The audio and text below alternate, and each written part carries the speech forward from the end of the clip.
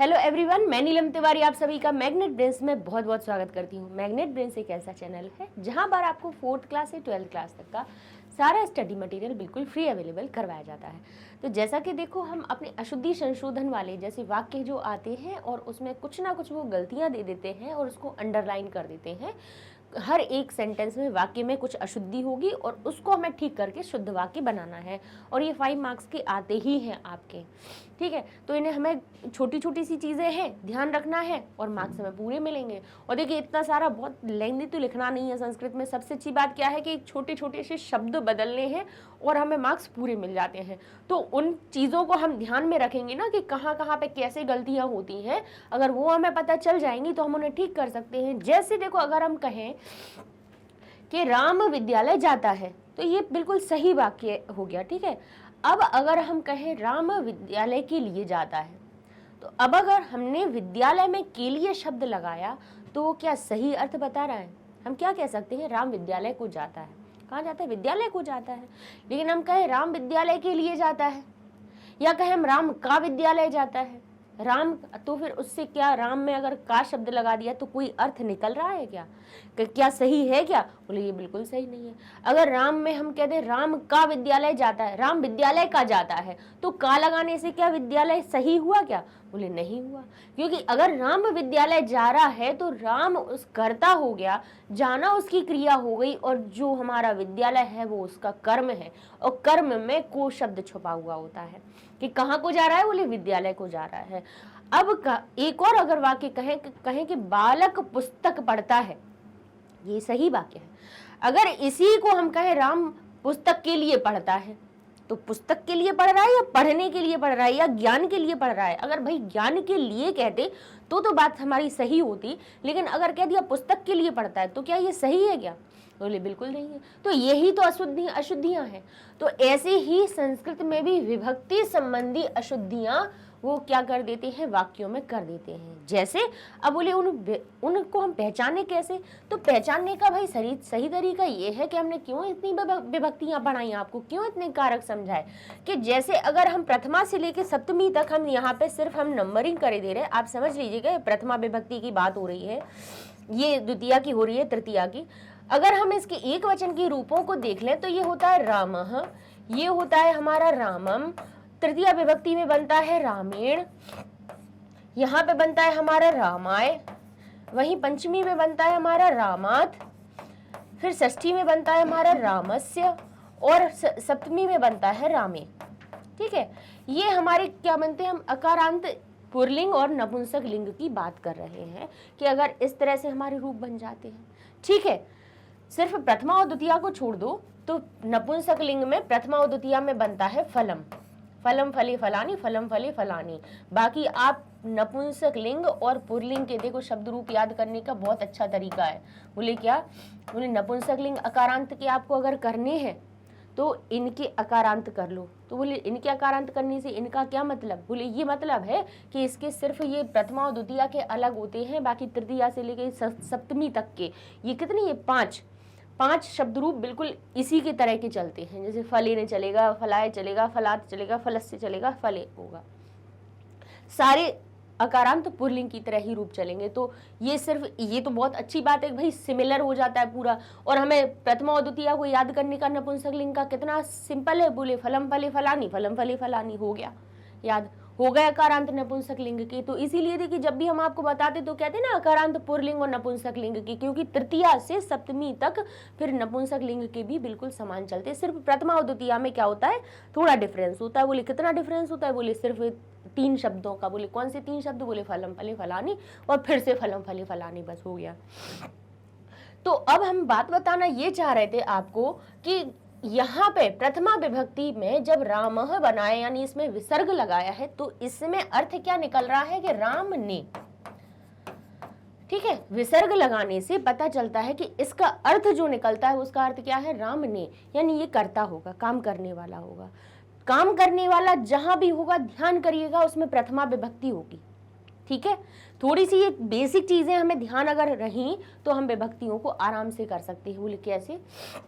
अब हम अगर देखें कि द्वितीय विभक्ति पर चले तो जैसे ही जिन में भी मां हलंत लगा होगा लास्ट में, तो उसका अर्थ निकलेगा कि राम को, सिर्फ राम को ही नहीं, पर्टिकुलर हम राम का नाम सिर्फ लिख दिया है, लेकिन ये बात हो रही है सबकी अकारांत की। और अकारांत क्या, सभी की ये बात बता रहे हैं कि चिन्ह तो सप्तमी तक के वही रहते हैं, भले यहाँ इकारांत हो जाए, ईकारांत हो जाए, उकारांत हो जाए, उकारांत हो जाए, ऋकारांत हो जाए, कोई भी हो जाए, कोई भी शब्द हो जाए, भाई उनका प्रथमा विभक्ति का रूप होगा तो उसमें जरूर ने का अर्थ निकलेगा, द्वितीय में होगा तो उसमें को का अर्थ निकलेगा ही, तृतीय विभक्ति का जो भी रूप होगा उसमें अर्थ निकलेगा से, यानी के द्वारा या से, ये जरूर ही निकलना है। फिर कहे चतुर्थी विभक्ति में उसका अर्थ के लिए लगा, जरूर निकलेगा, बोले यहाँ पे आ जाएगा के लिए, राम के लिए, पढ़ने के लिए, जाने के लिए, और हमारे कहें कि भिखारी के लिए और छात्रों के लिए, बालक के लिए, बालिका के लिए, जिसमें भी के लिए शब्द लगाया है तो चतुर्थी विभक्ति के रूप के लिए का अर्थ बताते हैं। पंचमी विभक्ति का के जो रूप होते हैं वो हमें से का ज्ञान करवाते हैं, लेकिन कौन से से का, बोले यहाँ पे भी तो से का हो रहा था, बोले लेकिन ये साथ वाले से का हो रहा था, के द्वारा किस लिए से का हो रहा था, लेकिन बोले ये से किसके लिए होता है, बोले ये अलग होने का अर्थ बता देता है। तो बोले ठीक है, अलग होने का अर्थ हो गया, ये से हमें अलग होने का अर्थ बोध करवाता है। वहीं पे षष्ठी विभक्ति के जो रूप होते हैं, रामस्य, रामयो, रामाणाम, वो हमें क्या अर्थ बताते हैं, काकी के का अर्थ निकालते हैं। बोले राम का घर, राम की माता, राम के पिता, काकी के का अर्थ निकालते हैं। और बोले फिर सप्तमी क्या करता है, बोले सप्तमी विभक्ति अधिकरण कारक का चिन्ह होती है, और उसमें हमारा क्या अर्थ निकलता है, बोले हिंदी में, बोले अर्थ निकलता है, अगर सप्तमी विभक्ति का रूप लिखा हुआ है, बोले रामे, रामयो, रामेशु, तो इसका अर्थ हमारा निकलेगा कि राम में या राम पर, में या पर का यहाँ पर क्या होगा, अर्थ जरूर निकलेगा। तो यहाँ पे ये गलतियां कहाँ करेंगे, बोले गलतियां यहाँ करेंगे कि जहाँ पे कर्म में द्वितीय विभक्ति होनी चाहिए वो क्या कर देंगे, वहां पे कर देंगे प्रथमा या कोई सी भी विभक्ति, द्वितीय को छोड़ के वो कुछ भी कर देंगे। जहाँ पे से का अर्थ बताना होगा वहां पे वे रामेण ना लिख के रामेण, रामाभ्याम और रामई, इसी प्रकार के रूप बनते हैं। देखिए अब ये चिन्ह आपको समझ में आ गए, तो हम अब आपको तीनों के इधर रूप लिखे देते हैं, ठीक है। इनके चिन्हों को हमने आपको बता दिया कि हर एक विभक्ति के लिए क्या क्या चिन्ह होता है, वो आपको आ गया। तो अब हम क्या करते हैं आपके लिए, यहाँ पे द्वितीय और बहुवचन की और आपको रूप लिख देते हैं। रामः, रामौ, यहाँ पे आ जाएगा हमारा रामौ, ये हो जाएगा हमारा रामाभ्याम। देखिए बनाना भी बहुत आसान है, ये रामाभ्याम एक जैसा ही रहता है, यहाँ पे भी रामाभ्याम रहता है, यहाँ पे हमारा हो जाता है रामयोः। द्वितीय विभक्ति द्वितीय द्विवचन के है ना रूप बहुत आसान होते हैं, सिर्फ 3 शब्द याद करने पड़ते हैं। बोले एक रामौ कर लीजिए, एक रामाभ्याम कर लीजिए, एक रामयो कर लीजिए, बोले हो गए 7 तक के द्विवचन में। बोले प्रथमा द्वितीय में रामौ लगेगा, तृतीय चतुर्थी पंचमी में रामाभ्याम लगेगा, और हमारे षष्ठी और सप्तमी में रामयो लग जाएगा। बोले होगा ये हमारे द्विवचन के, ये एक वचन के रूप हुआ, ये द्विवचन के हमारे हुए, और यहाँ पे हुआ हमारा बहुवचन की बात करें तो बोले क्या बनेगा, यहाँ पे बनेगा रामाह, ये बनेगा रामान, यहाँ बनेगा रामैः, और यहाँ बनेगा रामेभ्यः, यहाँ बनेगा रामेभ्य, ये बनेगा रामाणाम, और यहाँ बनेगा हमारा रामेशु।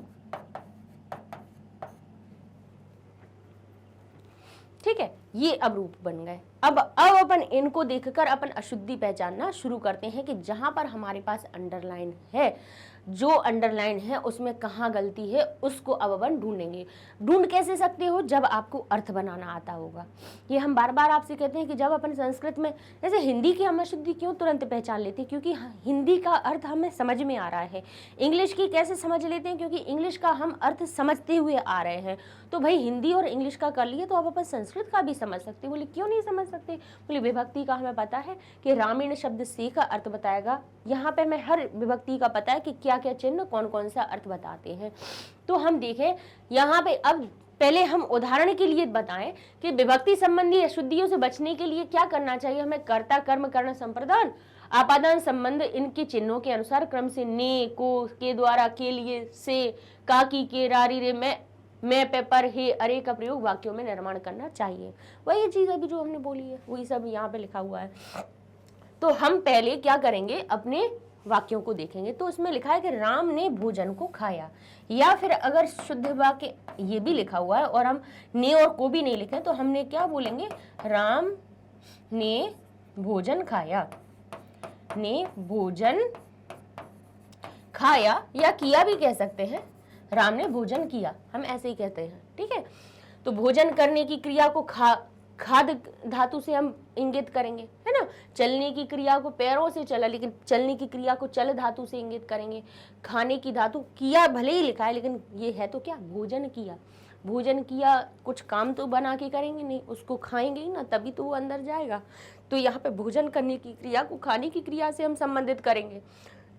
तो यहाँ पे जैसे लिखा है कि राम ने भोजन किया, तो इसका जब संस्कृत बनाया तो हमने राम ने का चिन्ह हमें पता है कि प्रथमा विभक्ति में आता है, क्योंकि ये करता है, काम कर रहा है। भोजन करने का काम कौन कर रहा है? बोले राम कर रहा है, इसलिए बोले हमने राम। अब बोले किसको किया? बोले भोजन को किया। हमेशा लास्ट वाली चीज में किसको लगा दो तो जो अर्थ निकलता है वो कर्म होता है। तो बोले किसको किया? बोले भोजन को किया।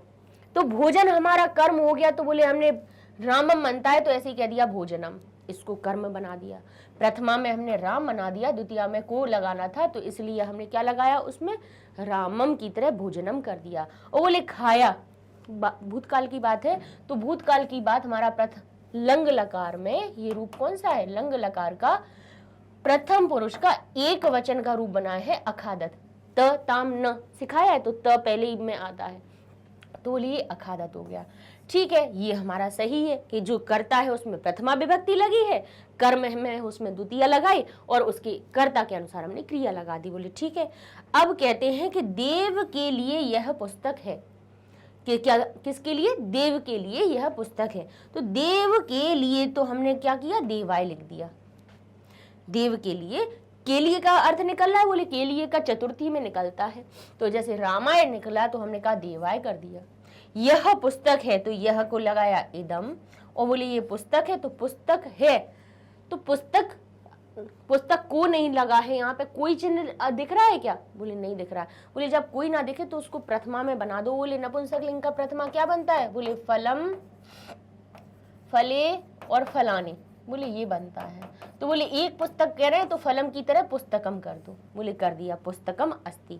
बताया था कि किसी का नाम सिर्फ बताने के लिए भी प्रथमा विभक्ति लगाते हैं। बोले ठीक है, इसमें लगाई हमने चतुर्थी, क्योंकि यहाँ पे के लिए जुड़ा हुआ था और यहाँ पे इसका सिर्फ नाम बता रहे थे तो इसमें प्रथमा लगा दी। बोले ये हमारा बिल्कुल व्याकरण की दृष्टि से शुद्ध वाक्य है। और है के लिए अस्ति लगा दिया। दो होती तो स्तः लगा होता, वहीं पे बहुत सारी पुस्तकें होती तो संति लगा देते। अब कह रहे हैं राम का घर श्रीनगर में है, तो राम का घर, अब का चिन्ह कह रहा है कि इसको षष्ठी विभक्ति में बनाओ, काकी के संबंध बता रहे हैं। वो बोले श्रीनगर में, तो में आप सप्तमी लगाओ क्योंकि ये आधार है, उसके घर का आधार क्या है? बोले श्रीनगर। तो बोले ठीक है, तो बोले इसमें षष्ठी लगा दो राम में और श्रीनगर में सप्तमी लगा दो। तो राम का घर, तो रामस्य, षष्ठी में क्या बना? बोले रामस्य। बोले राम का घर, हमने कहा था कि षष्ठी के संग में जो साथ वाला शब्द होता है उसमें हमेशा प्रथमा आती है। तो बोले प्रथमा में फलम की तरह घर को बना दो, क्योंकि घर नपुंसक लिंग होता है। तो क्या कहा? रामस्य ग्रहम, तो हो गया रामस्य ग्रहम। फिर क्या कहा? श्रीनगर में है, तो में है तो क्या लगाएंगे? सप्तमी विभक्ति। सप्तमी विभक्ति क्या हो जाएगा? श्रीनगरे। श्रीनगरे ने कह दिया सप्तमी लग गई, और बोले है के लिए अस्थि लगा दीजिए। तो ये तो हमने आपको शुद्ध वाक्य बताए। अब बोले अशुद्धि कैसी हो सकती है, अब अशुद्धि भी हम आपको बता दे रहे हैं कि अशुद्धि क्या करेंगे वो, कि यहाँ पे जैसे हमें पता है कि राम ने भोजन को खाया, ऐसा इसका अर्थ निकल रहा है, या राम ने भोजन किया, तो यहाँ पे उन्होंने प्रथमा ना लगा के यहाँ पे भी लिख सकते हैं कि रामऊ, प्रथमा विभक्ति का जबकि एक वचन है, लेकिन उन्होंने कह दिया उधर द्विवचन लगा दिया कि रामऊ। तो अब हम जब इस रामऊ को शब्द को देखेंगे तो भाई हम गलती कैसे पहचान सकते हैं, अब मैं आपको सब चीज बताते जा रहे हैं। देखते, अब देखिए, अब हम गलती पहचानना आपको बता दे रहे हैं कि हमारे पास समझ लीजिए रामः नहीं लिखा था, रामः भोजनम अखादत नहीं लिखा है, लिखा है रामौ भोजनम अखादत। तो अब आप गलती कैसे पहचानेंगे, बोले हम गलती ऐसे पहचानेंगे कि पहले अगर हम कहेंगे अगर इस कर्ता में हमारे पास जो शब्द है वो कौन है, राम कौन है, हमारा कर्ता है, भोजनम यानी भोजन को, इसका अर्थ क्या निकल रहा है, सबसे पहले हिंदी का अर्थ जरूर निकालिएगा। इसका अर्थ निकल रहा है कि दो राम ने, रामो का अर्थ यही निकल रहा है, ने के हिसाब से द्विवचन का, दो राम ने, ये भोजनम शब्द क्या कह रहा है, भोजन को, द्वितीय विभक्ति लगी है तो इसका अर्थ क्या निकल रहा है, भोजन को।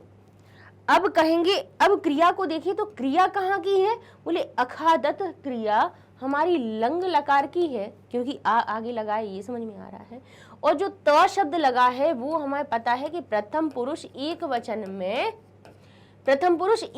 में त आता है, और अगर द्विवचन अगर सही होता तो यहाँ पे क्या होता, ताम लिखा होता। बोले लेकिन ये बोले त शब्द लगा है तो ये क्रिया कह रही है कि जो कर्ता को एक वचन में लाओ, ये प्रथम पुरुष एक वचन की क्रिया हमें बता रही है कि ये गलती द्विवचन की इन्होंने गलत की है, अंडरलाइन भी की है। तो सही हमें गलती हम कहाँ से पकड़ेंगे, अगर कर्ता की गलती हम क्रिया से पकड़ लेंगे और क्रिया की गलती हम कर्ता से पकड़ लेंगे। कैसे, हमने देख लिया कि यहाँ पे क्रिया एक वचन की लगी है, तो बोले ये एक वचन का कैसे होगा, तो हम रामऊ की जगह रामऊ जो द्विवचन का था उसको हम परिवर्तित करके क्या लिख देंगे, राम, तब हमारा सही हो जाएगा। तो दो राम ने भोजन को खाया या दो राम ने भोजन को किया, ये सही नहीं था। तो बोले क्यों, क्योंकि क्रिया कह रही थी कि एक वचन की है यहाँ पे, तो एक वचन का कर्ता होगा। कर्ता और क्रिया एक दूसरे के पूरक होते हैं, है ना, कि जैसा कर्ता होगा वैसी क्रिया होगी और जैसी क्रिया होगी वैसा ही कर्ता होगा। ठीक है, क्योंकि गलती अब कर्ता में भी कर सकते हैं, कर्म में भी कर सकते हैं, किसी भी शब्द में कर सकते हैं। तो अब हमें गलती पहचाननी है, तो यहाँ पे हमने किससे, क्रिया के द्वारा पहचान ली। ठीक है, क्योंकि कर्ता की अगर कभी गलती आपको पहचानना है, यहाँ पे जो हमारा कर्ता लिखा हुआ है, तो उसकी गलती आप हमेशा कहाँ से पहचान सकते हो, उसके क्रिया को देखकर। ठीक है, अब हम एक और इसमें कर दिया कि ये लिखा है हमने भोजनम, कि रामः अखादत, राम खाता है। बोले किसको खाता है, बोले भोजन को। क्रिया के द्वारा ही हम शुद्धि कर सकते हैं, बहुत आसान होता है। क्रिया अगर सही लिखी हुई है, सही वाक्यों में क्रिया दी हुई है, तो उसके अनुसार आप लगाते जाइए, ध्यान करते जाइए, तो सब आपको अर्थ समझ में आ जाएंगे। कैसे, बोले रामः, बोले राम ने, इसका अर्थ निकला राम ने, और इसमें लिखा दिया, इन्होंने लिखा भोजनाय। क्या लिख दिया इन्होंने, भोजनाय लिख दिया। रामः भोजनाय अखादत, तो इसका अर्थ क्या निकल रहा है, रामः शब्द से इसका अर्थ निकल रहा है राम ने। देखिए सबसे अच्छी चीज ये है कि आप अगर अनुवाद लिख लेंगे उसका, संस्कृत में जो गलती लिखी हुई है उसका अगर आप कहीं पे भी साइड में रफ के लिए जगह तो मिलती है ना, वहां पे आप अनुवाद का अर्थ जरूर लिख लीजिए। जैसे ही अर्थ लिख लेंगे गलती पकड़ आ जाएगी। अब यहाँ पे भोजनाय है तो इसका अर्थ निकल रहा है आय शब्द से, कि भोजन के लिए। क्या निकल रहा है, भोजन के लिए, और ये हो गया खाया। अखादत का अर्थ क्या हो गया, खाया।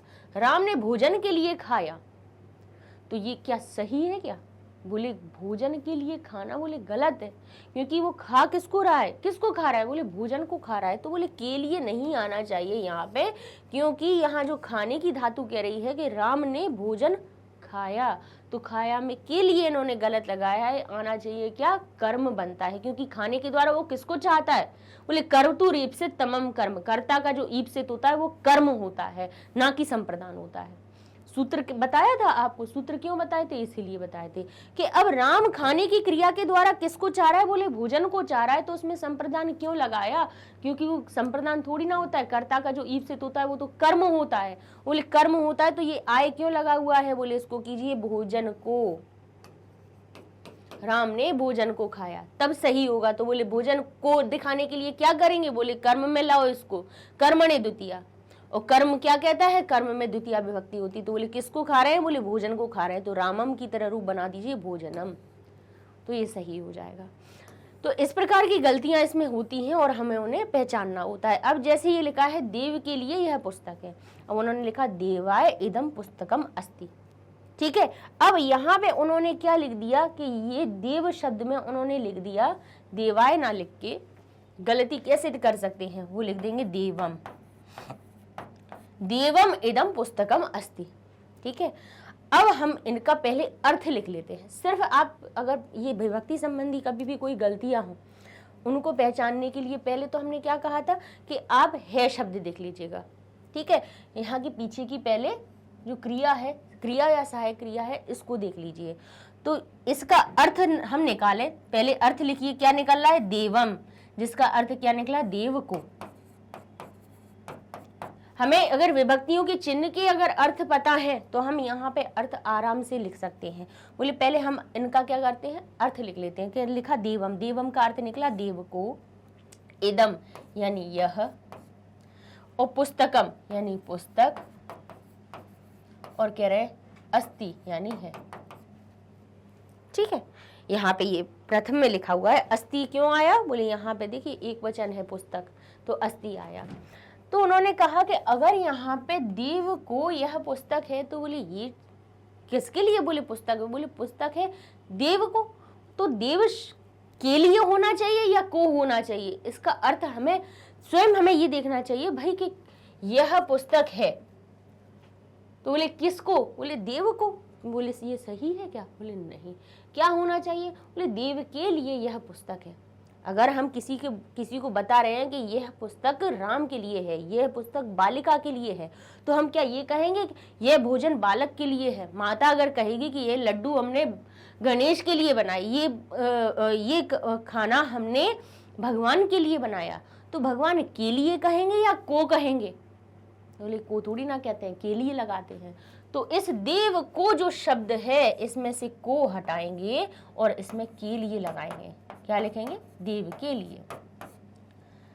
तो जो देव के लिए जैसे ही लगेगा, तो जो ये द्वितीय विभक्ति लगी हुई है, बोले के लिए आता है हमारा चतुर्थी विभक्ति में, संप्रदाने चतुर्थ, जिसके लिए किया जाता है काम वो बन जाता है संप्रदान, और जिसको दिया जाता है दान वो भी होता है संप्रदान। ये दोनों सूत्र आपको बताए थे हमने।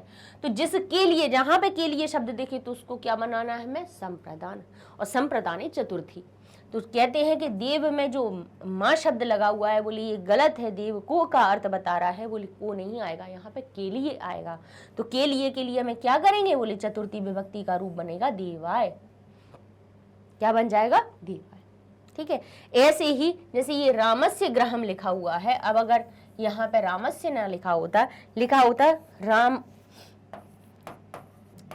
रामेण ग्रहम श्रीनगरे अस्ति, तो इसका अर्थ क्या निकलता, और यहाँ पे अंडरलाइन होती। तो सबसे पहले हम इसका अर्थ बनाते, तो बोले इसका अर्थ निकल रहा है कि राम से घर, ग्रहम का अर्थ क्या हुआ, राम से घर, श्रीनगरे सप्तमी विभक्ति कहती है कि इसका अर्थ निकल रहा है हमारा श्रीनगर में,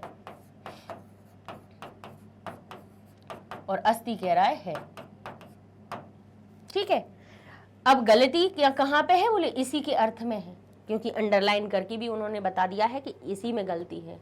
तो यहाँ अगर हम इसका अर्थ निकालें तो इसका अर्थ क्या बना है, बोले राम से घर श्रीनगर में है, राम से घर सही आ रहा है, राम ने सही आ रहा है। अब आप हर एक विभक्ति चिन्ह को इसमें लगा के देखिए कि कौन सा इसमें सही लगेगा। बोले राम ने आएगा क्या, राम ने घर श्रीनगर में है, बोले नहीं। राम को घर श्रीनगर में है, नहीं लग रहा। राम के लिए घर श्रीनगर में है, बोले हाँ ये हो सकता है हमारे पास। और क्या हो सकता है, बोले के लिए आ सकता है, ठीक है अभी अपन देखते हैं। बोले राम से अलग होने के घर का तो कोई, बोले राम का घर श्रीनगर में है, बोले ये सबसे सही है। यहाँ पे अगर हम दो चीजें देखें तो यहाँ पे राम के लिए घर श्रीनगर में है, तो भी ये यथासंगत सही लग रहा है व्याकरण का। और अगर हम इसमें लगाएं कि राम का घर श्रीनगर में है, तो ये और भी यथोचित होगा, ये सबसे ज्यादा सही होगा। तो हम हिंदी में पहले अपनी विभक्तियों को लगा लें, तो फिर उसके बाद उसको संस्कृत में बनाएंगे तो गलती हमारी बिल्कुल नहीं होगी। कैसे? कहा कि इसका अर्थ निकल रहा था राम से, लेकिन बोले राम से सही नहीं है, बोले होना चाहिए क्या, राम का घर श्रीनगर में है, का लगेगा तो बिल्कुल सही। और क्या कहते हैं, का की के बताए संबंध, का की के क्या बताता है, संबंध, तो संबंध कारक आता है संबंधे षष्ठी, संबंध में षष्ठी विभक्ति, तो षष्ठी विभक्ति में राम का हम जब संस्कृत बनाएंगे तो क्या बनेगा, बोले रामस्य, रामेण की जगह रामस्य लिखी, तो बोले हो जाएगा रामस्य गृहम श्रीनगरे अस्ति। तो ऐसी ये गलतियां बता देते हैं आपको छोटी छोटी सी, कि जहां विभक्ति लगनी चाहिए द्वितीय तृतीया, उसकी जगह पे लगा देंगे वो पंचमी षष्ठी। तो यहाँ पे हम सिर्फ गलतियां तब ढूंढ सकते हैं जब हम उसका अर्थ कर पाएंगे। अर्थ करना कितना आसान है, बोले अभी हम सिखा देते हैं। देखिए ये लिखा है देवेन गृहम कुत्र अस्ति, देवेन, तो सबसे पहले जो गलत लिखा है ना उसका ही हम अर्थ निकाल लेते हैं। बोले क्या, बोले रामेण की तरह रूप निकल रहा है इसका, देवेन, तो रामेण। अब कहा देवेन अगर शब्द यहां लिखा है, बोले देवेन गृहम कुत्र अस्ति, तो अब इसका सिर्फ हम पहले सिर्फ हिंदी का लिखिएगा, आप कुछ मत कीजिए, सिर्फ हिंदी लिख लीजिए। बोले हिंदी कैसे, बोले लिखा है देवेन, इसका अर्थ निकल रहा है देव से। हम यहाँ पे पहले आपको हिंदी बता रहे हैं, फिर इसके बाद इसको संस्कृत में कन्वर्ट करना बताएंगे। इसका अर्थ निकल रहा है तृतीया विभक्ति के तरह रूप है, ये प्रथमा द्वितीया तृतीया चतुर्थी पंचमी षष्ठी और सप्तमी। तो देवेन शब्द से इसका अर्थ निकल रहा है एन, देव शब्द में जो एन लग गया उसने इसको तृतीया विभक्ति में लिख दिया और इसका अर्थ निकल गया देव से या देव के द्वारा। क्या निकल रहा है, देव से या देव के द्वारा। आगे लिखा है गृहम, जिसका अर्थ निकलता है घर, कुत्र का अर्थ होता है कहां, और यहां लिखा है अस्ति यानी है। क्या है, देव से घर कहां है, तो अब ये जो से लिखा है वो कह भी रहे हैं कि ये यहाँ पे गलती की है। तो अब हम क्या करेंगे, इस से की जगह पे हम क्या करेंगे, से के स्थान पर हम दूसरी चीजें अपनी लगा के देखेंगे कि बोले देव ने सही लगेगा, बोले नहीं ये भी सही नहीं है। बोले देव को सही लगेगा, बोले ये भी नहीं है सही। देव को घर कहाँ है, नहीं सही रहा है। फिर बोले क्या आ सकता है, देव के लिए समझ में आ सकता है कि देव के लिए घर कहाँ है, बोले हाँ ये ठीक हो सकता है। फिर और भी हम देखें, दो चीजों में ऐसा होता है जिसके लिए होता है और के लिए हम कहाँ पे लगाते हैं, ये चीज जरूर ध्यान कर लीजिए। यहाँ पर ठीक है, बोले घर कहाँ है के लिए, देव के लिए हमारे लिए सही थोड़ा फिट हो रहा है, के लिए विभक्ति इसमें थोड़ी फिट हो रही है, बोले हो रही है तो रुक जाइए। बोले के लिए जहाँ जो होता है वो हमेशा कहाँ पे होता है, संप्रदान में आता है। जहाँ पर कोई चीज देने की, प्रदान शब्द बत कह रहा है कि यहाँ पे के लिए शब्द वहां लगाना जहां पे किसी को कुछ चीज प्रदान करी जा रही हो, तब करना है ऐसा। भाई अगर नमन करना भी, यानी अगर उसको हम झुक के प्रणाम भी कर रहे हैं तब भी ये गलती क्या कहेगा, बोले झुकना भी ये है कि आप उसको सम्मान दे रहे हो।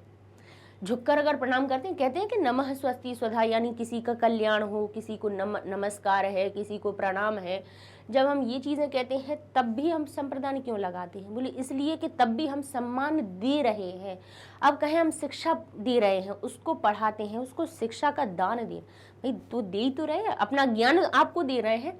कह रहे हैं पुरस्कार देते हैं, तो पुरस्कार देना भी तो देना एक दान है। तो जहां पर के लिए जो शब्द आता है वो कहीं ना कहीं देने के अर्थ में आता है, लेकिन यहाँ पे बोले यहाँ पे देने लेने की कोई बात नहीं हो रही है, तो बोले के लिए यहाँ पर सही नहीं है। अगर हम साधारण बोलचाल में तो हम बहुत सारी अशुद्धियां करते हैं विभक्ति के अनुसार, जिनको क्या गिने, तो यहाँ पे हम कहते थे देव के लिए घर कहाँ है, ठीक है। लेकिन अब यहाँ पे हमने से अगर लगाए अलग होने का, देव से घर कहाँ है, तो क्या सही होगा, बोले नहीं। तो अब षष्ठी पे आए तो बोले लिखा है देव का घर कहाँ है, बोले ये सबसे सही का, क्योंकि यहाँ पे अब घर का संबंध देव से सही बताए जा रहे हैं। तो बोले अब जब का अगर इसके साथ में सही है तो जो देवेन शब्द है तो देवेन क्यों लिखा हुआ है, तो देव का लिखिए, का लगाने के लिए हम का की के का अर्थ बताएं षष्ठी विभक्ति से। षष्ठी विभक्ति यानी हमारी संबंध, तो क्या बनेगा षष्ठी विभक्ति में, बोले रामस्य। यहाँ देवेन नहीं बनेगा, क्या बनेगा, देवस्य। तो क्या हो जाएगा इसका अर्थ, देवस्य। देवेन की जगह अब क्या लगाएंगे हम, बोले देवस्य लिख देंगे, लिख देंगे देवस्य गृहम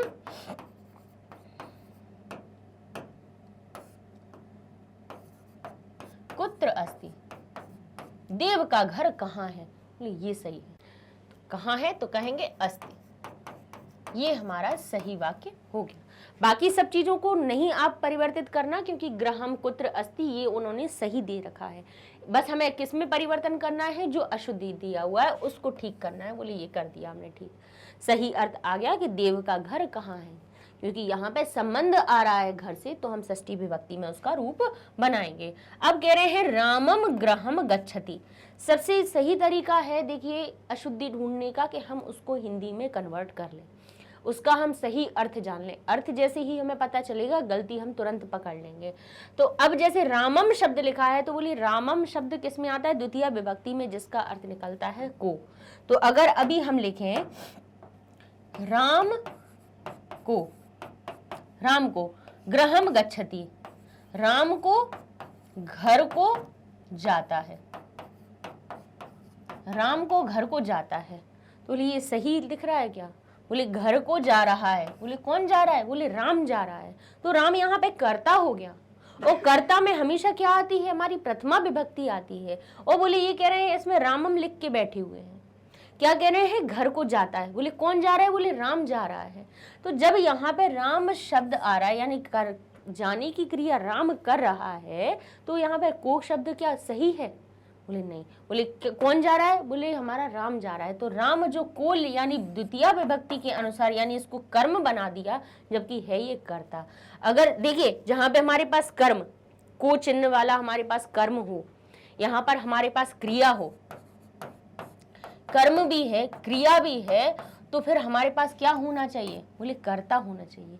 क्योंकि गच्छति क्रिया क्या कह रही है, बोले यहाँ पर काम करने वाला होगा तभी तो जाने की हो रही है। तो बोले दो कर्म तो हो नहीं सकते, बोले राम को घर को जाता है, तो बोले जो राम है वो को नहीं लग के उसमें क्या लगेगा, बोले हम उसको प्रथमा यानी कर्ता बना देंगे। तो क्या हो जाएगा, राम, राम शब्द कौन सा आ जाएगा, हमारा कर्ता में पहुंच जाएगा।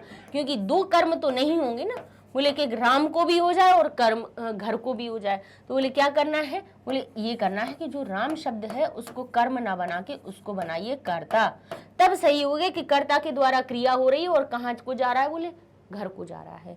तब हमारी अगर हम अनुवाद की दृष्टि भी हमने आपको समझाया था कि अनुवाद की दृष्टि से भी देखा जाए तो कर्ता होगा, कर्ता कोई क्रिया कर रहा होगा, क्रिया के द्वारा किसी को चाह रहा होगा, तो कर्ता में प्रथमा और कर्म में द्वितीय, और जो क्रिया होगी वो हमारी किसके, कर्ता के अनुसार हो जाएगी। तो जो रामम शब्द लिखा था ये द्वितीय विभक्ति में लिखा था, जिसका अर्थ निकल रहा था राम को, बोले नहीं गलत लिखा है, इसको कर्ता में ले जाओ। ये कर्म क्यों बनाया हुआ है, बोले क्योंकि क्रिया करने की काम जो कर रहा है वो क्या कर्म ही, दोनों काम कर रहे हैं। बोले नहीं, काम करने वाला हमेशा कर्ता ही होता है, कर्तरी प्रथमा, कर्ता में हमेशा प्रथमा विभक्ति हो जाती है। तो ये हमारा हो जाएगा रामः, और फिर बाकी चीजें तो हमें लिख ही देना है। तो इसका अर्थ क्या हो जाएगा, राम घर जाता है। तो बोले रामम गृहम गच्छति गलत है, सही क्या है, रामः गृहम गच्छति। क्रिया दी हुई है हमारे पास, ये क्रिया दी हुई है हमारे पास, कर्म दिया हुआ है, तो क्या दूसरा भी कर्म बनेगा, बोले नहीं, कर्म और क्रिया है तो एक कर्ता जरूर होगा, तभी तो वो क्रिया हो रही है। तो राम जब कर्ता में आएगा तो हमारा क्या बनेगा, उसका रामः, रामम ना बन के क्या बनेगा, रामः। तो ऐसे हम विभक्तियों को पहचानते हैं। ठीक है, आगे देखें कि ते पठनेन विद्यालयम गच्छति। ते का अर्थ हुआ वे, हम पहले हिंदी अर्थ आपको सिखाएंगे, उसके बाद अपन संस्कृत में गलती ढूंढ के उसको ठीक करेंगे। पठनेन, पठनेन शब्द कहता है, एन शब्द कहाँ लगता है, हमारा तृतीया विभक्ति में लगता है। एन शब्द कहाँ लगता है, तृतीया में लगता है। तो ये हो रहा है हमारा पठनेन, तो एन शब्द लगाया तो क्या हुआ है, इसका अर्थ पढ़ने से। पठ धातु का अर्थ क्या होता है, पढ़ना, और जो पठनेन शब्द कह रहा है कि पढ़ने से, और यही हमारा गलत है, इसी को हमें ठीक करना है। अंडरलाइन भी कर लो कि इसी गलती में हमें सही करना है। तो वे पठनेन विद्यालय, विद्यालय को, विद्यालय द्वितीय विभक्ति में लिखा हुआ है जिसका अर्थ हुआ विद्यालय को, गच्छन्ति यानी जाते हैं, वे विद्यालय को जाते हैं। बोले ये तो ठीक है, लेकिन ये जो पढ़ने से है यही गलत चीज दिख रही है हमारी। अब वे पढ़ने से विद्यालय को जाते हैं, क्या ये सही है क्या? बोले गलती यहीं पे है। तो अब इसमें हम विभक्ति लगा के देख लेते हैं कैसे। बोले पढ़ने को आएगा क्या? बोले नहीं, विद्यालय में पहले से ही कर्म हमारे पास मौजूद है। तो बोले क्या करें? बोले यहाँ पे को नहीं लगाओ, यहाँ से ने तृतीया लगा दिया। ये तो बोले यहाँ पे तो कुछ हो ही नहीं रहा है, ना तो अलग होने की बात समझ में आ रही है, ना ही इसमें कोई पढ़ना इसका सहायक बनना है। बोले नहीं। तो बोले अब इसमें हम चतुर्थी लगा के देखते हैं। राम अगर कहें वे पढ़ने का विद्यालय को जाते हैं तो क्या सही है? नहीं। लगा के देखते जाइए, जैसे पढ़ने लिखा है उसमें का लगा लीजिए। वे पढ़ने का विद्यालय जाते हैं, क्या सही है? बोले नहीं। वे पढ़ने के लिए बोले लगाए, इसमें देखें वो वे पढ़ने के लिए विद्यालय जाते हैं। बोले बस यही तो बात थी, यही तो सही करना था हमें। यहाँ अगर हम यहाँ पे सप्तमी का अगर चिन्ह में लगाते तो क्या वे पढ़ने में विद्यालय को जाते हैं? तो बोले ठीक है, बिल्कुल सही नहीं है।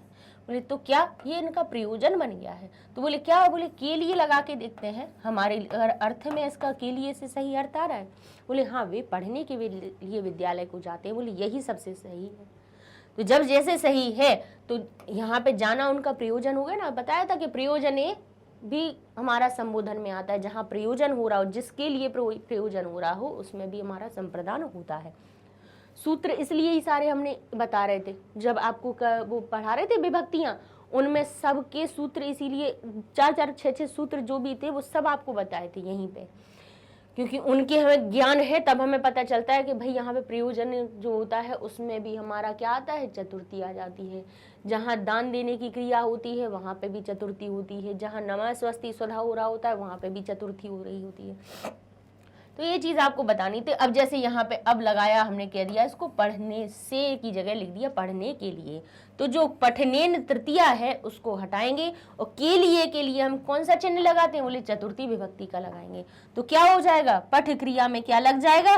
बोले ते वैसा ही लिख दो, जो पठ क्रिया वही है, लेकिन क्या कर दो, आय शब्द लगा दो। तो कह दो पठनाय, पठनेन ना करके कह दीजिए पठनाय। पठन क्रिया हो गई, पठन क्रिया में आय लगा दिया, बोले हो गया पठनाय, पढ़ने के लिए। फिर कहाँ पे? विद्यालयम। वो बाकी तो सब ऐसे ही लिखना है हमें, विद्यालयम और गच्छन्ति। फिर उसमें कोई हमें परिवर्तन नहीं करना है, हमें तो सिर्फ किस में करना था? बोले जो पठनेन शब्द था इसका अर्थ निकल रहा था पढ़ने से विद्यालय जाते हैं। बोले नहीं, पढ़ने के लिए जाते हैं, तो पठनेन की जगह हो जाएगा पठनाय। ठीक है, आगे देख लेते हैं, आगे सही करते हैं अपन वाक्यों को। लिखा है इदम रामात ग्रहम अस्ति। अब इसका अर्थ क्या है? यह राम, रामात। अब रामात देखिए पंचमी विभक्ति में से का अर्थ बता रहा है अलग होने का। तो इसका अर्थ क्या निकला है कि यह राम से, और वो भी कौन सा? अलग होने वाला। राम से ग्रहम अस्ति, यह राम से घर है। तो क्या ये सही हो रहा है? अलग होने का क्या अर्थ निकल रहा है? बोले कोई अर्थ निकल रहा है? बोले नहीं है, तभी तो इसमें गलती है। तो क्या करो, अब हम इसमें लगा के दें, यह राम को घर है। बोले बिल्कुल ठीक नहीं लग रहा है इसमें। फिर कहें राम के लिए घर है। बोले यहाँ पे कोई प्रदान करने की चीज नहीं हो रही है, ना प्रयोजन हो रहा है, तो बोले के लिए भी ठीक नहीं लग रहा है। राम से घर है मतलब के द्वारा घर है हो रहा है। बोले नहीं, यहाँ पे कोई सहायता भी नहीं हो रही है। तो बोले यहाँ पे क्या सही होना चाहिए? राम में घर है। बोले राम के अंदर क्या घर होता है? क्या आधार बनेगा राम? बोले नहीं है। तो राम का घर है, यह राम का घर है, यह बालक का विद्यालय है। तो यहाँ पे क्या सही आएगा? बोले का सही शब्द आएगा। राम का घर है, बोले राम का घर है। तो बोले ठीक है, तो जब का की के का हो ज्ञान, वहीं पे लगाओ अपनी षष्ठी विभक्ति का ध्यान। तो बोले षष्ठी हमारी कौन सी हो गई? षष्ठी विभक्ति में राम शब्द बन जाता है रामस्य। बोले ना की बनेगा रामात, रामात नहीं आएगा, कहेंगे रामस्य बनेगा। तो क्या सही बनेगा? बोले इदम रामात ग्रहम अस्ति। इस प्रकार से हम इसको शुद्ध वाक्य में लिख देंगे। क्या कहेंगे? इदम यानी यह, राम में कर देंगे स्य, तो इसका अर्थ निकल आएगा रामस्य, और हम कहेंगे ग्रहम अस्ति। ठीक है, अब आगे देख लेते हैं। सह ग्रहेण दूरम गच्छति, सह ग्रहेण दूरम गच्छति। अब इसका पहले हम लिखेंगे क्या, हिंदी ट्रांसलेशन, जिसका अर्थ निकल रहा है वह ग्रहेण कह रहा है घर के द्वारा, इसका ग्रहेण एण शब्द कह रहा है तृतीया विभक्ति में इसका अर्थ बनाइए तो क्या बनेगा, बोले घर से। लेकिन कौन सा से, बोले द्वारा वाला, सहायक वाला। घर से दूर, बोले दूर, गच्छति यानी जाता है, तो बोले वह घर से दूर जाता है। बोले ये तो ठीक बनना है, लेकिन क्या हो रहा है, दूर जा रहा है, क्या हो रही है, अलग हो रहा है यहाँ पे। लेकिन ये कह रहे हैं सहायता वाला से लगा दिया इन्होंने तृतीया में इसका रूप क्या लगा दिया, इन्होंने ग्रहेण लगा दिया। घर से यानी घर के द्वारा दूर जाता है। बोले घर के द्वारा दूर जाता है, बोले ये तो कोई सही नहीं है। से का अर्थ लगा रहे हो तो इसमें अगर दूर जाने की क्रिया हो रही है, अलग होने की क्रिया हो रही है, तो उसमें तो अलग होने में से आता है पंचमी विभक्ति का, अपादान कारक बनता है। बोले घर से दूर जा रहा है ना, तो बोले द्वारा वाला नहीं आना चाहिए, यहाँ पे जो से आना चाहिए वो कौन सा आना चाहिए, अलग होने वाला आना चाहिए। कि वह घर से दूर जा रहा है, तो घर से अलग होगा तभी तो दूर जाएगा। कि घर के द्वारा, बोले घर के संग में जा रहा हो और संग में दूर जा रहा है, ऐसा होगा क्या, बोले ये गलत है। तो इन्होंने तृतीया जो रामेण लगाई है, बोले गलत है, यहाँ पे पंचमी वाला से आएगा। बोले अलग होने की क्रिया जहाँ हो रही है, बोले वहाँ पंचमी लगाइए। तो बोले जो से तो ठीक है चिन्ह, लेकिन यहाँ द्वारा वाला से नहीं आएगा। बोले यहाँ पे कौन सा आएगा, बोले अलग होने वाला से आएगा। और अलग होने वाला से किस में आता है, पंचमी विभक्ति में। तो जो ग्रहेण शब्द है वो हमारा क्या बन जाएगा, घर से, यानी ग्रहेण से उसको हम क्या बनाएंगे, गृहात। बोले उसको हम बनाएंगे गृहात, ठीक है। तब सही होगा कि वह घर से दूर जाता है, कि ग्रहेण नहीं आएगा यहाँ पे। यहाँ पे कोई ये सहायता नहीं कर रहा है, बोले यहाँ दूर जा रहा है, और दूर जिस वस्तु से दूर जाया जाता है वहां पंचमी लगाते, तो वह क्या हो जाएगा, सह गृहात दूरम गच्छति। ठीक है, ये इसका सही बन जाएगा। ध्यान करिएगा कि जहां अलग होने की क्रिया हो रही होगी, जैसे कहेंगे कि सह अश्वात पतति, यानी अश्व से गिरता है। सह वृक्षात पतति, वह वृक्ष से गिरता है। सह कहे पर्वतात क्या होता है, पतति यानी वो गिरता है। दूरम गच्छति, दूर जाता है। ऐसी क्रियाएं आपको दिखें जहां अलग होने की बात हो रही हो, वहां पे पंचमी लगाइएगा। ये क्या करेंगे, ग्रहेण शब्द जरूर लगाएंगे, मतलब जहां पंचमी आनी होगी वहां वो तृतीया लगा देंगे। क्यों लगा देंगे, कंफ्यूज करने के लिए। क्यों, आप अर्थ भी लगाओगे तो आप कहोगे इसमें भी से आ रहा है, इसमें भी से आ रहा है।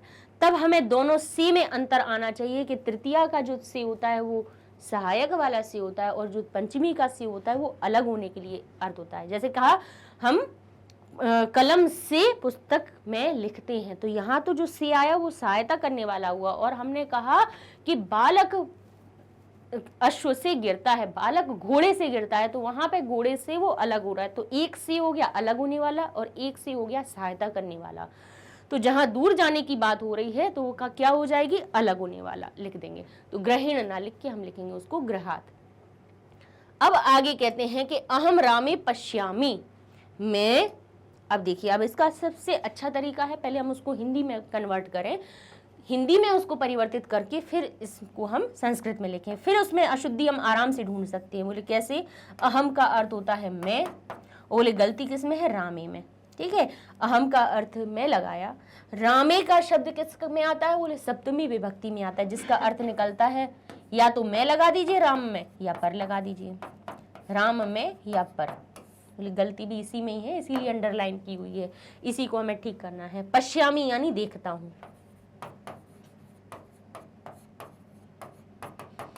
बोले मैं देखता हूं, बोले किसको देख रहा हूं, बोले राम को देख रहा हूं।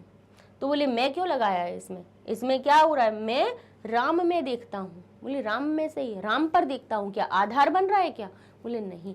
बोले मैं करता हूं, क्रिया कर रहा हूं, तो किसके लिए क्रिया कर रहा हूं, बोले राम के लिए।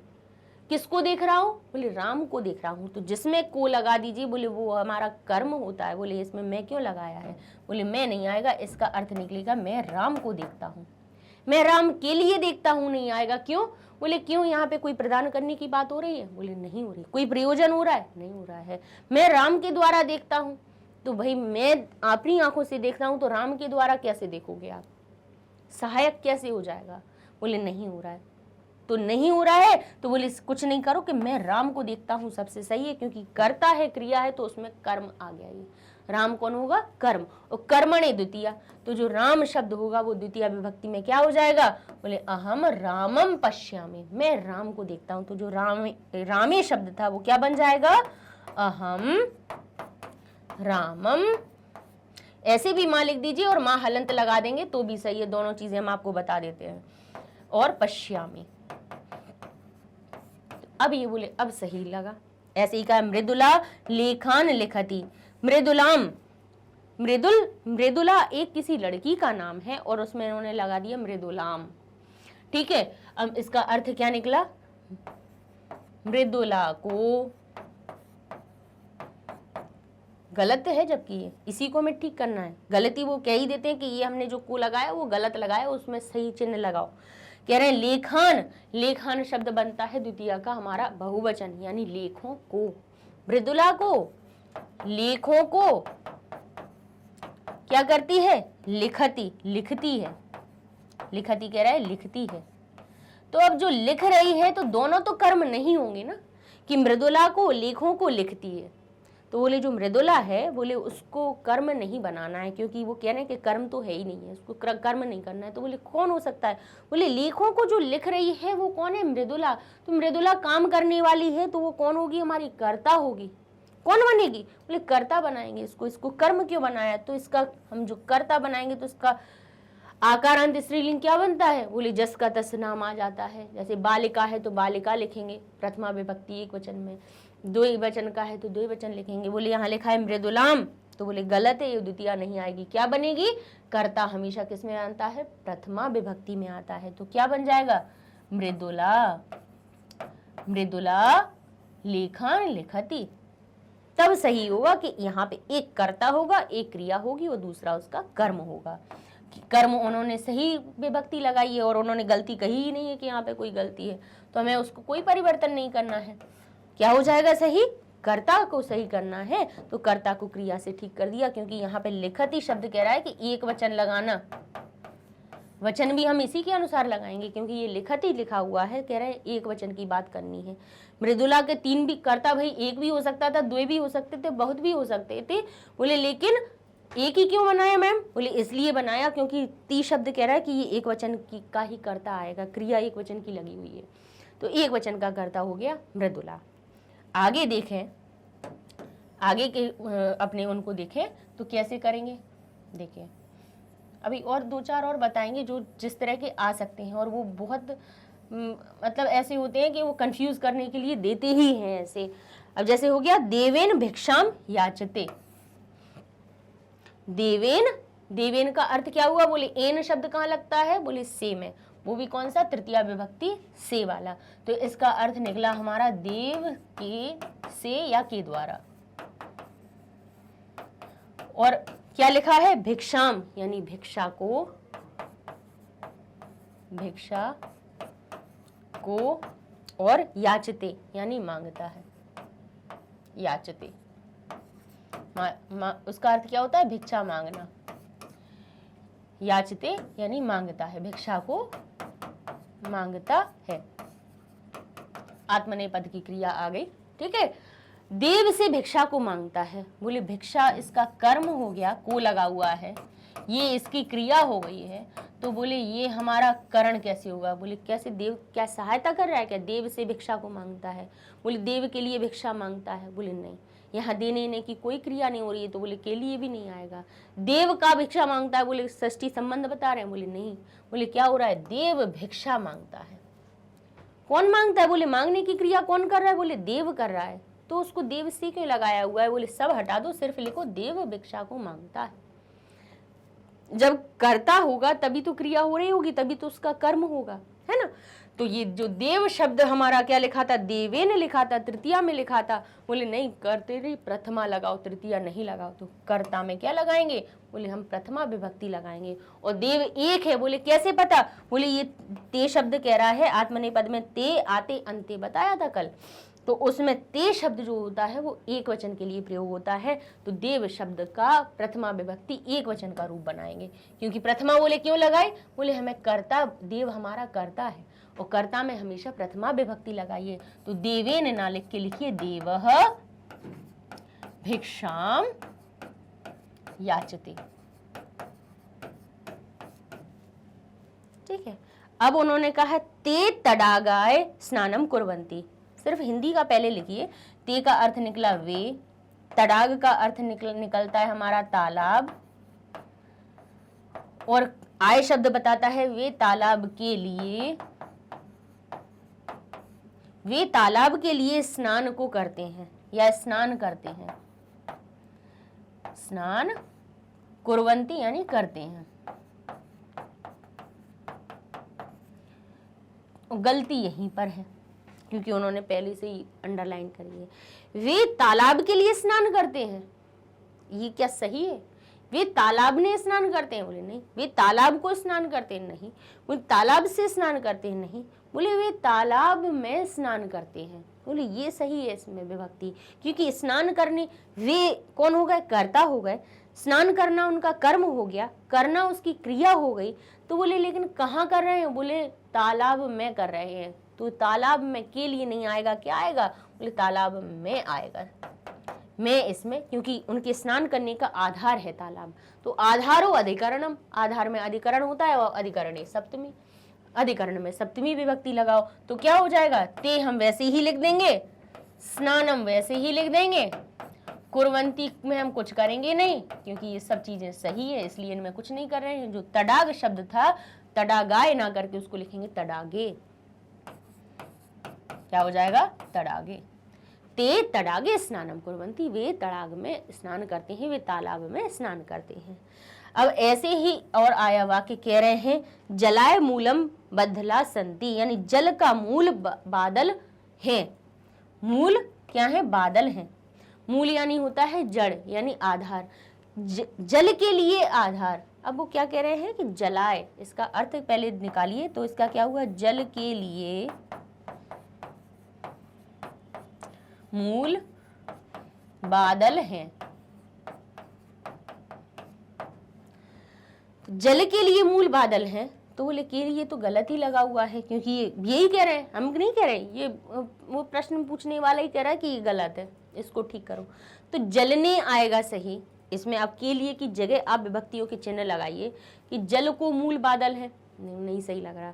जल से मूल बादल है, बोले नहीं लगा। जल के लिए तो गलत है ही, जल से ही, बोले जल के मूल बादल है, बोले के सही शब्द, जल का मूल या जल की मूल, जल की, तो बोले का शब्द सही हो रहा है क्योंकि जल का मूल, जल का आधार बादल है। जल जो हमारा बारिश होता है उसका आधार कौन है, हमारे बादल है। तो बोले के लिए नहीं आएगा, यहाँ पे आएगा के, का की के। बोले का की के बताए संबंध, क्या बताता है, संबंध, संबंध षष्ठी। तो ये हमारा जो जल शब्द था, यहाँ पे जलाए लिखा था, वो क्या हो जाएगा हमारा, जलस्य, यानी जल का मूल, मूलम बद्धला संति। ये हमारा करेक्ट हो जाएगा। ठीक है। अब कुछ और हमारे माइंड में जो चीजें आई हैं और इस प्रकार की जो चीजें आती हैं, एक दो उदाहरण आपको और बताए दे रहे हैं, उसमें से जरूर ही कोई ना कोई चीज आती है। एक हमें एक चीज ये बतानी है कि जब कर्ता और क्रिया लिखी हो तो वो कर्म में कभी भी कोई भी विभक्ति लगा देते हैं, और हमेशा ध्यान करिएगा कि कर्म में द्वितीय विभक्ति लगाना। ठीक है। कर्म जहां पर होगा, यानी कहेंगे कि राम पुस्तकम पठति, तो ये सही है। अब वो कह देंगे राम पुस्तकाय पठति, राम पुस्तक के लिए पढ़ता है, तो बोले गलत हो जाएगा, कहेंगे हम पुस्तकम। ठीक है। एक तो कर्म में ऐसी गलतियां, वो ज्यादातर जो प्रश्न पूछे जाते हैं ऐसे पूछते हैं। बोले और कैसे पूछते हैं, एक जो होता है कौन सा, नमः स्वस्ति स्वधा वाला, तो कह देते हैं गणेशम नमः, जिसका अगर हम अर्थ निकालें द्वितीय विभक्ति, तो हो जाएगा इसका अर्थ गणेश को नमस्कार है। ये देख लीजिएगा, जरूर ही आता है, एक आध ना एक आध इसमें से जरूर ही पूछ लेते हैं। या लिख देंगे वो गुरुम नमः। जिनकी संभावनाएं हैं उनको हम थोड़ा और ज्यादा बता रहे हैं, जैसे गुरुम नमः, यानी इसका अर्थ निकलेगा कि गुरु को नमस्कार है। गुरु को क्या निकल रहा है? गुरु को नमस्कार है। कह रहे बिल्कुल सही है, तो इसमें गलती कहाँ है? बोले गलती ये है कि संप्रदान कहता है कि जहां नमः स्वस्ति लिखा होता, स्वधा लिखा होता, अलम शब्द लिखा होता, वशट लिखा होता, तो वहां पे द्वितीय ना लगा के उसमें चतुर्थी लगाना। तो बोले क्या हो जाएगा? गुरुम नहीं होगा, बोले हो जाएगा गुरुवे, चतुर्थी विभक्ति का रूप बनेगा।